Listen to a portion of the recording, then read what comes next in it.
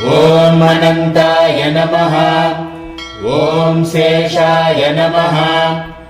ॐ तक्षकाय नमः। ॐ कार्कोटकाय नमः। ॐ वासुकिये नमः।